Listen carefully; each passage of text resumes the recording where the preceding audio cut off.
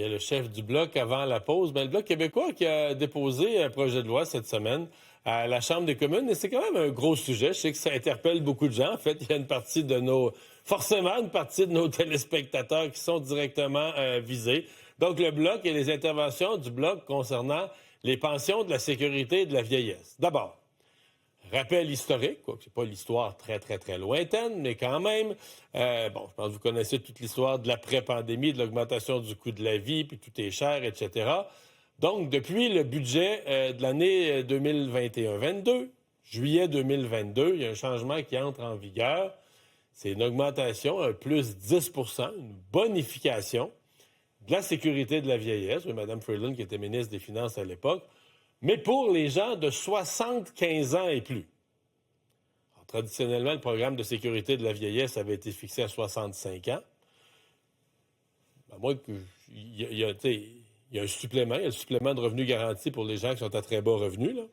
Mais il n'y avait jamais eu de sous-classe là, à l'intérieur des groupes d'âge. Donc, c'est un peu comme une première où on disait, mais pour les gens de 75 ans et plus, il y a des besoins particuliers, etc., puis ceux-là vont avoir une bonification de 10 Je vous montre un peu ce que ça représente, parce que là, on parle en pourcentage au niveau des montants, là, en fonction de ce que sont les pensions cette année. Donc, ce qu'on appelle le paiement maximal, parce que là, à partir, si vous gagnez, les seuils sont quand même assez élevés, mais si vous gagnez des revenus élevés, vos montants vont être amputés. Donc, pour ceux, la grande majorité des gens là, qui ont le montant de base, le montant maximal, chez les plus de 75 ans, c'est 816,54 par la date d'aujourd'hui. C'est 816,54. Quand même une différence. 10 ça fait quand même une différence. Pour les gens de 65 à 74 ans, donc l'autre groupe un peu plus jeune, le montant est de 742,31. Alors, c'est la différence dont on parle avec la... Ça, c'est indexé, une formule avec l'inflation annuellement. Là, les gens qui reçoivent ces programmes-là, vous connaissez ça. Donc, la bataille du Bloc, elle s'est amorcée dès le début. Là. Dès que les premières semaines, cette mesure a été annoncée, le Bloc québécois a proposé de corriger, ce qui est, là, je reprends leur langage, de corriger cette injustice qui était créée pour les gens de 65 à 74 ans. Je dis, est-ce que c'est une injustice? C'est que dans le fond, un programme gouvernemental, tu y mets les critères que tu veux. Est-ce que c'est une injustice? Selon le Bloc, on crée deux catégories d'aînés, de pensionnés. Et donc, il y a une injustice pour les gens de 65 et 74 ans qui n'ont pas cette bonification. Coût estimé, parce que on s'est penché là-dessus, combien ça coûterait la mesure, combien ça coûterait de donner à tout le monde le 10 3 milliards de dollars. Donc, c'est pas des pinottes quand même, c'est pas du change. C'est peut-être la raison, d'ailleurs, pour laquelle le gouvernement, à l'époque, n'était pas allé pour tout le monde. Dépôt, donc, d'un projet de loi du Bloc québécois. Donc, on va une étape plus loin. On l'avait fait dans le mandat précédent aussi, soit dit en passant.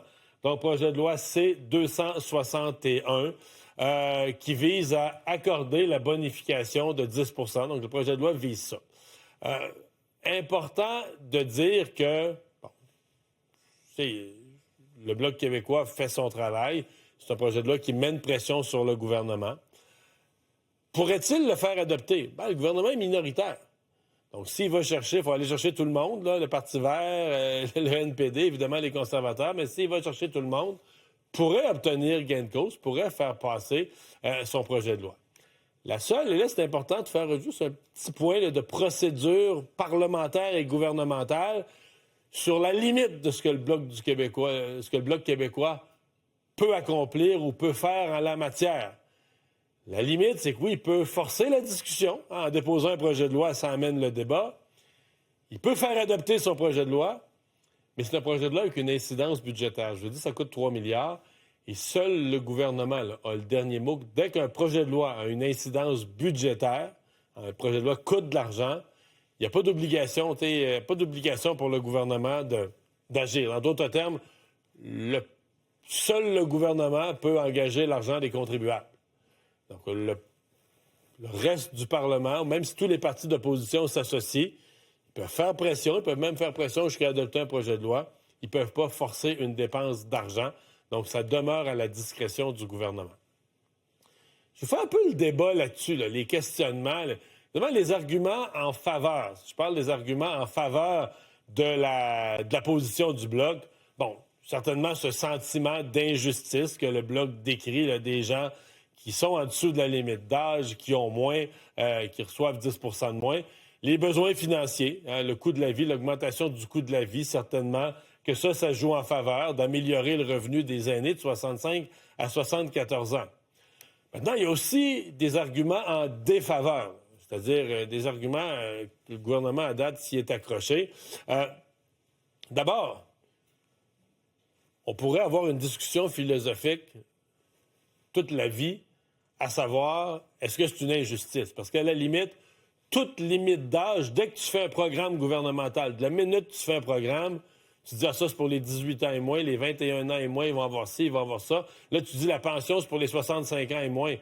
Est-ce que les gens, et plus, pardon, est-ce que les gens de 64 ans sont victimes d'une discrimination? Donc là, le gouvernement décide, oui, il y a une pension à 65 ans, puis à 75, elle est rehaussée de 10 Est-ce que c'est une discrimination ou c'est juste un critère?